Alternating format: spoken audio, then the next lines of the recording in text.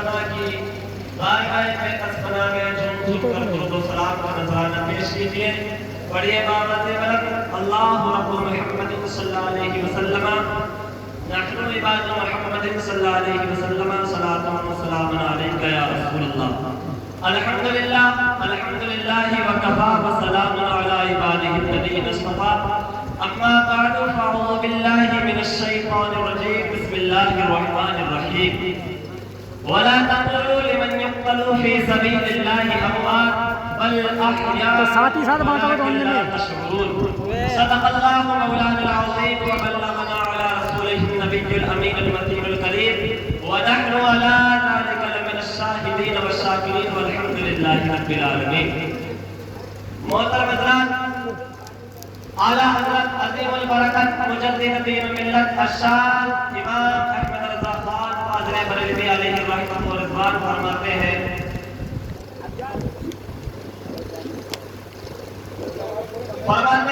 سنتے ہیں کہ محشر میں صرف ان کی رسائی ہے. گر ان کی رسائی ہے لو جب تو بنائی ہے. سب نے صف محشر میں للکار دیا ہم کو، اے بے قصوں کے آقا اب تیری دہائی ہے. حضرات محترم، شاعر لکھتا ہے کہ قتل حسین اصل میں مرگ یزید ہے. قتل حسین اصل میں مرگ یزید ہے. اسلام زندہ ہوتا ہے ہر کربلا کے بعد. اسلام زندہ ہوتا ہے ہر کربلا کے بعد. آج ہم نے کربلا کس کو بنا لیا ہے؟ جب محرم کا مہینہ آتا ہے اس سال کو ہی ہم کربلا بنا لیتے ہیں. یہ اصلاحی معاشرہ کانفرنس ہے تو اس میں اصلاح کی بات بھی ہو جائے. آج کچھ لوگ مشروعی کربلا بنا کر یہ ثابت کرنا چاہتے ہیں کہ امام حسین رضی اللہ تعالیٰ عنہ اسی کربلا میں شہید ہوئے تھے. اللہ اکبر.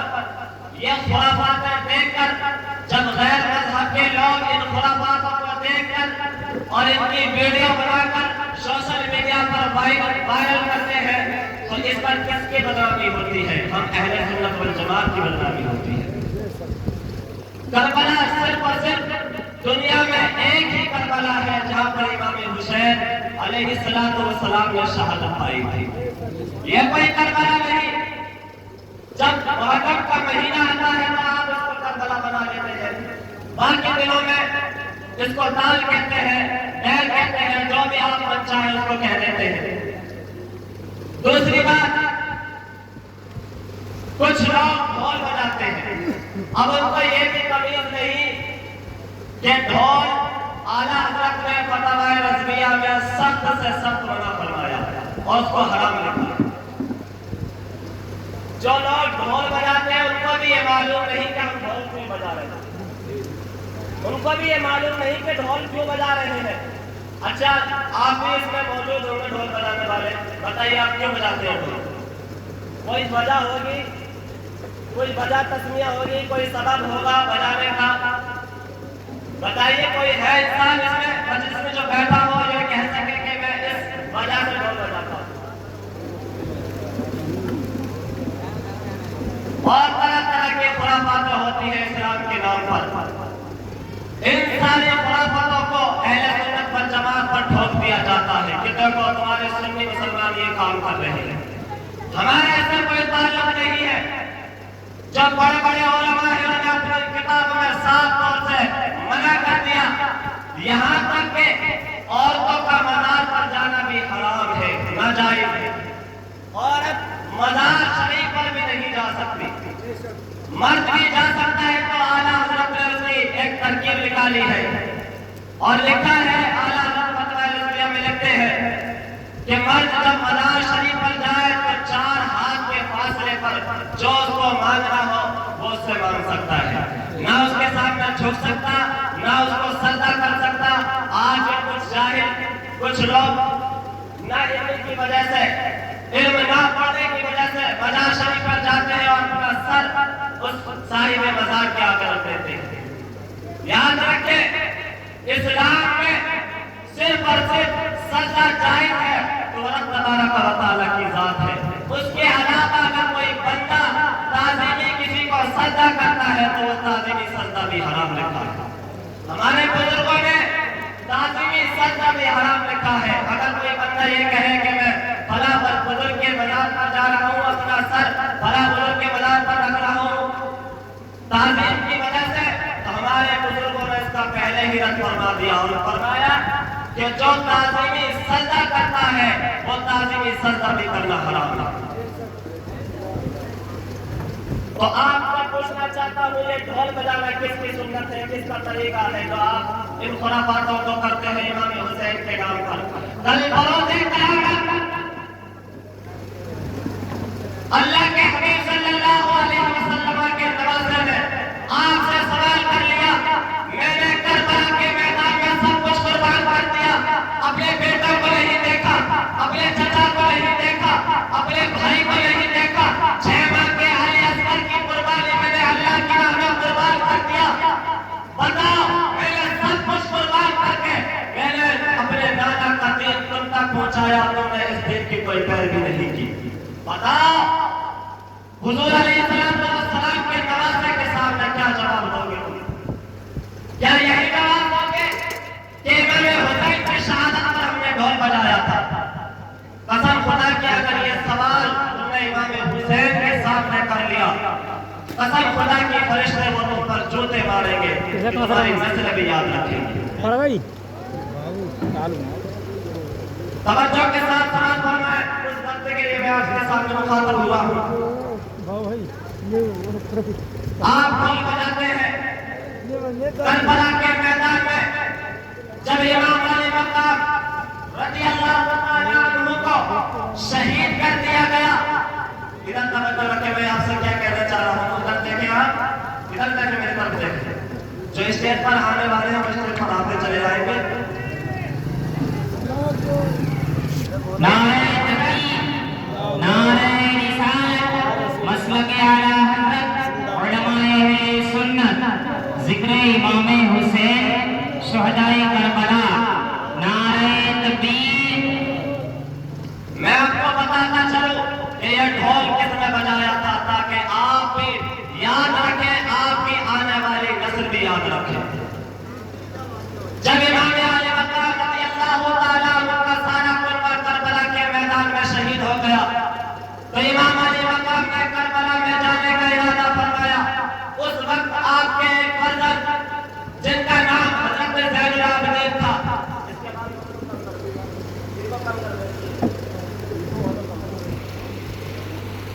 جب امام علی مقام رضی اللہ تعالیٰ عنہ نے سب کچھ اللہ کی بارگاہ میں قربان کر دیا تو آپ کا ایک فرزند تھا جن کا نام زین العابدین تھا. وہ بڑے سخت بیمار تھے، اتنے بیمار تھے کہ آپ خیمے سے نکلنے نہیں پاتے تھے. اس وقت امام علی مقام نے جب دیکھا کہ میرے سارے کنبے شہید ہو گئے ہیں، میرا بھتیجا شہید ہو گیا، میرے چچا نے اپنے دونوں بازو کٹوا کر کربلا کے میدان میں شہادت پائی، لیکن جب امام حسین رضی اللہ تعالیٰ عنہ نے کربلا کے میدان میں جانے کا ارادہ فرمایا، اس وقت سخت بیمار حضرت زین العابدین آپ کے فرزند آپ کے قریب آئے. آنے کے بعد عرض کرنے لگے، بابا جان یہ ظلم تو میرے ساتھ نہ کیجئے گا، یہ ظلم تو میرے ساتھ نہ کیجئے گا، اس لیے کہ میں نے اپنی ان آنکھوں سے اپنے بھائیوں کو شہید ہوتے ہوئے دیکھا ہے، اپنے نوجوان بھائیوں کو شہید ہوتے ہوئے دیکھا ہے، اپنے قاسم کی جوانی کو کربلا کے میدان میں لٹتے ہوئے دیکھا ہے، میں نے علی اکبر کا شباب کربلا کے میدان میں لٹتے ہوئے دیکھا ہے. اب مجھے اس خیمے میں دل نہیں لگ رہا، میں سخت بیمار ضرور ہوں، لیکن اے میرے بابا جان مجھ پر مہربانی کیجئے، مجھے اجازت دیجئے تاکہ میں کربلا کے میدان میں ان یزیدیوں سے اپنے بھائیوں کا بدلہ لے کر اپنے نانا جان کے سامنے سرخرو ہو سکتا. اللہ کے محترم امام علی مقام رضی اللہ تعالیٰ عنہ نے ارشاد فرمایا، بیٹا تم میدان کربلا میں نہیں جا سکتے، اس لیے کہ تم میری نسل کی آخری کڑی ہو، اس لیے کہ رسول کریم صلی اللہ تعالیٰ علیہ وسلم کی امت میں ہمارے خاندان میں کوئی ایسا فرزند نہیں ہے جس کی نانا جان کی نسل آگے بڑھ پائے. تمہیں سے امید ہے اگر تم بھی شہید ہو گئے تو میرے نانا جان کی نسل کو آگے بڑھائے. اللہ تعالیٰ اب یہ کہہ کر امام علی مقام کربلا کے میدان میں چلے جاتے ہیں، دیر تک یزیدیوں سے مقابلہ کرتے ہیں، دیر تک یزیدیوں سے لڑتے ہیں۔ ایسا لگتا تھا کہ امام حسین لوگوں کے گردنوں کو، لوگوں کے بازوں کو تلوار اور ان کے بازوں کو گاجر گولی کی طرح قتل کر رہے ہوں۔ ایک ایک کر کے یزیدی کو واصل جہنم کرتے رہے۔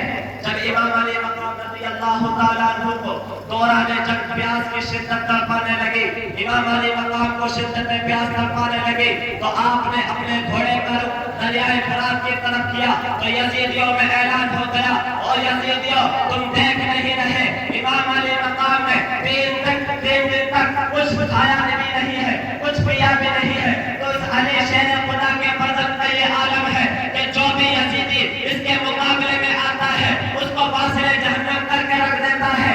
اگر تم نے ایک ایک کر کے اس امام علی مقام کے مقابلے میں آئے اور اس نے 3 دن تک کچھ کھایا بھی نہیں ہے، کچھ پیا بھی نہیں ہے، تو تم کو ایک ایک کر 72,000 لوگوں کو واصل جہنم کی طاقت رکھتا ہے، واصل جہنم کرنے کی طاقت رکھتا ہے۔ ایسا نہ ہو کہ اس علی شیر خدا کے فرزند کو پانی کے چند گھونٹ مل جائے تو کہیں ایسا نہ ہو کہ اس امام علی مقام کو چند گھونٹ پانی کے مل جائیں گے تو آپ دیکھیں گے اس کی بہادری اور اس کی شجاعت کا عالم کیا ہوگا۔ حضرات محترم، 3 دن کا پیاسا امام علی مقام اپنے سارے ٹھیک کر کے، یہاں ہمارے بیٹے کو اگر کوئی تکلیف ہو جاتی ہے تو وہ بیٹے کی تکلیف ہم سے برداشت نہیں ہوتی، بیٹے کی تکلیف ہم سے برداشت نہیں ہوتی، کیونکہ وہ ہمارا، اس کے اندر ہمارا خون شامل ہے۔ تو سوچو امام حسین نے نہ صرف بیٹا قربان کیا بلکہ اپنے عزیز و اقارب، اپنے اہل عیال سب کو قربان کر کے یہ دین ہم تک پہنچایا۔ اب امام علی مقام رضی اللہ تعالیٰ عنہ کربلا کے میدان میں جاتے ہیں، شدت پیاس تڑپاتی ہے، لوگ کہتے ہیں، یزیدی کہتے ہیں کہ امام علی مقام کو دریائے فرات تک نہ جانے دیا جائے، اگر دریائے فرات کے چند گھونٹ اس کے حلقوم میں چلے گئے اور اس کی شجاعت اور بہادری میں مزید اضافہ ہو جائے گا۔ ایسا کیا جائے کہ امام علی مقام کو چاروں طرف سے گھیر لیا جائے، چاروں طرف سے محاصرہ کر لیا جائے۔ سارے یزیدیوں نے امام علی مقام کو چاروں طرف سے گھیر لیا گیا اور کہا، یزیدی نے کہا کہ امام علی مقام پر ایک ایک کر وار نہ کیا جائے بلکہ سارے لوگ یک بار ہو کر امام علی مقام کو شہید کر دیا جائے۔ حضرات محترم، یک باری میں ہو کر امام علی مقام پر ایسا حملہ کیا گیا کہ ایک یزیدی ایسا اٹھا کہ آپ کے بازو پر اس نے ایسی تلوار ماری کہ آپ اس تلوار کی ضرب تاب نہ لا سکے اور آپ تھوڑے سے نیچے تشریف لے آئے۔ روایت میں آتا ہے، محدثین لکھتے ہیں کہ آپ کو شہید کرنے والا شخص شمر دلجوشن شخص تھا، اس نے آپ کی گردن کو آپ کے سر مبارک سے تن سے جدا کر دیا۔ امام علی مقام کا تلوار، امام علی مقام کی تلوار، وہ تلوار جس کو سکینہ کی پیاس نہ روک سکی، وہ تلوار جس کو امام علی مقام کی جوانی نہ روک سکی، وہ امام علی مقام کی تلوار جس کو حضرت علی شیر خدا، حضرت علی اکبر کا شباب نہ روک سکا، وہ تلوار جس کو حضرت علی کی، حضرت علی اصغر کی شہادت نہ روک سکی، وہ تلوار اچانک رک گئی۔ کیوں رک گئی مسلمان بھائیوں؟ اس لیے رک گئی کہ اس وقت حضرت امام علی مقام رضی اللہ تعالیٰ عنہ کی نماز کا وقت ہو گیا۔ سوچے میرے طرف توجہ کریں، بڑے آپ بے توجہی کے ساتھ سن رہے ہیں، ادھر دیکھیں میری طرف آئے۔ امام علی مقام کی نماز کا وقت ہو گیا۔ امام علی مقام نے ارشاد فرمایا، اور یزیدیوں، ایک بار میں رب کی بارگاہ میں جھکنا چاہتا ہوں اور رب کی بارگاہ میں مناجات کرنا چاہتا ہوں۔ حضرات محترم، امام علی مقام جیسے ہی سجدے کی حالت میں ہوئے تو شمر دلجوشن نے آپ پر ایسا وار کیا کہ آپ کا سر تن سے جدا ہو گیا۔ وہ سر جس کو رسول کریم صلی اللہ علیہ وسلم نے ارشاد فرمایا، میرا حسن اور حسین جنتی نوجوانوں کی سردار ہے۔ کبھی امام علی مقام کا سر مبارک حضور علیہ السلام چوما کرتے تھے، سوما کرتے تھے، آج وہی سر امام علی مقام کے تن سے جدا ہو گیا۔ امام علی مقام کے تن سے جدا ہو گیا۔ وہ رسول کریم جو اپنے نواسے کی اتنی تکلیف بھی برداشت نہ کر سکے، کہ آپ کا نواسا آپ کے پشت پر تھا سجدے کی حالت میں، تو حضور علیہ السلام نے اپنا سر سجدے سے نہیں اٹھایا، اس لیے نہیں اٹھایا کہ اگر میں سجدے سے سر اٹھاؤں گا تو میرا نواسا جو میری پشت پر بیٹھا ہوا ہے، میں سجدے سے سر اٹھاؤں گا تو میرے نواسے کو تکلیف ہو جائے گی، میرے نواسے کو تکلیف ہو جائے گی۔ تو جس رسول کو اپنے نواسے کی اتنی تکلیف بھی گوارا نہیں، تو سوچو کربلا کے میدان میں جب امام علی مقام کے سر کو تن سے جدا کیا ہوگا تو لب مصطفیٰ پر کیا گزری ہوگی، لب مصطفیٰ پر کیا گزری ہوگی۔ حضرات محترم، امام علی مقام کا سر تن سے جدا کر دیا گیا۔ اب یہ سر میں بتاتا چلوں کہ یہ ڈھول کس نے بجایا؟ امام علی مقام کا سر نیزے پر ہے، جسم نازل پڑا ہوا ہے، تمام شہداء کے سر یزید کے دربار میں لائے گئے، ابن زیاد کے دربار میں لائے گئے، اس اہل کے ساتھ میں لائے گئے کہ امام علی مقام کا سر تن سے جدا ہے، سر تن سے جدا ہے۔ حضرات محترم، امام علی مقام کا سر تن سے جدا کر کے ان لوگوں نے نیزوں پر لٹکایا۔ ابن زیاد نے حکم دیا کہ اس سر کو اور شہداء کے سر کو کوفے کی گلیوں میں پھیلایا جائے اور گشت لگا کر یہ بتایا جائے جو یزید کی مخالفت کرتا ہے، جو یزید کی بیعت سے انکار کرتا ہے، ہم اس کا یہی حشر کرتے ہیں، چاہے وہ نبی کے خاندان میں سے ہو، چاہے وہ کسی کے خاندان میں سے ہو، اگر وہ یزید کی مخالفت کرے گا، یزید کا انکار کرے گا، یزید کی بیعت سے انکار کرے گا، تو ہم اس کا حشر اسی امام حسین کے ساتھ کریں گے۔ اب حضرات محترم، امام حسین کا سر، تمام شہداء کا سر نیزے پر لٹکا ہوا ہے۔ یزیدی لوگ کوفے کی گلیوں میں گشت پھرتے تھے، گشت لگاتے پھرتے تھے، ڈھول تاشم کے ساتھ میں امام علی مقام کے سر مبارک کو دمشق کے لیے لایا گیا۔ جب ابن زیاد کے دربار میں سر لائے گئے، لانے کے بعد میں امام علی مقام کا سر ایک کشت پر رکھا ہوا ہے، یزیدی اپنی کرسی پر براجمان ہے، اس نے دیکھا کہ امام حسین کا سر ایک کشت پر رکھا ہوا ہے۔ ابن زیاد نے ایک چھڑی لینے کے بعد میں امام علی مقام کے لمحۂ مبارک پر اپنی چھڑی مارنے لگا۔ اسی مجلس میں ایک صحابی رسول جن کا نام زید بن ارقم تھا، وہ بیٹھے ہوئے تھے۔ جب انہوں نے اس تکلیف کو، اس بے حرمتی کو دیکھا، ان سے رہا نہیں گیا، انہوں نے ارشاد فرمایا، اور ابن زیاد، اے ابن مرجانہ، اپنی تلوار کو امام علی مقام کے لمحۂ مبارک سے ہٹا لے، کیونکہ میں نے اپنی آنکھوں سے رسول کریم صلی اللہ علیہ وسلم کو ان ہونٹوں کا بوسہ لیتے ہوئے دیکھا ہے، ان ہونٹوں کا بوسہ لیتے ہوئے دیکھا ہے۔ اس طریقے سے امام علی مقام کے خاندان پر ظلم ہوتا رہا، زیادتی ہوتی رہی۔ آج ہم امام حسین کے نام پر پلتے ہیں، امام حسین کا دعویٰ کرتے ہیں کہ ہم حسینی ہیں۔ کیا یہی حسینی ہے کہ ڈھول بجا کر امام حسین کا ماتم کیا جائے؟ یہی حسینی ہے کہ مصنوعی کربلا بنا کر امام حسین کے نام پر خرافاتیں کی جائیں؟ اگر کل قیامت کے دن امام حسین نے ہم سے پوچھ لیا تو لوگوں کیا جواب دو گے؟ تمہارے پاس کوئی جواب ہوگا تبھی تو جواب دو۔ قسم خدا کی کوئی جواب ہمارے پاس نہیں ہے۔ بس جواب ہے تو بس اتنا ہے کہ ہم منہ سے کہتے ہیں کہ ہم حسینی ہیں، لیکن دل میں حسین کی جو تعلیمات تھی، حسین علیہ السلام نے جو کربلا کے میدان میں سب کچھ قربان کر دیا، اس نماز کی خاطر، اس دین کی خاطر، وہی دین ہم پورے کریں، وہی دین سے ہم فراموش ہے، اسی فرمان سے ہم فراموش ہے۔ حضرات محترم، یہ کربلا کا واقعہ کوئی 15 منٹ یا 20 منٹ کا نہیں ہے، بلکہ اگر اس کے لیے پوری رات بھی دی جائے تو انشاءاللہ تبارک و تعالیٰ میں بولنے کی طاقت رکھتا ہوں۔ اللہ تبارک و تعالیٰ سے دعا ہے کہ ہم سب کو اعمال صالحہ کی توفیق عطا فرمائے، ہم سب کو سچا اور پکا حسینی دعویٰ کرنے کی توفیق عطا فرمائے۔ وما علینا الا البلاغ۔ السلام علیکم۔ نعرہ تکبیر۔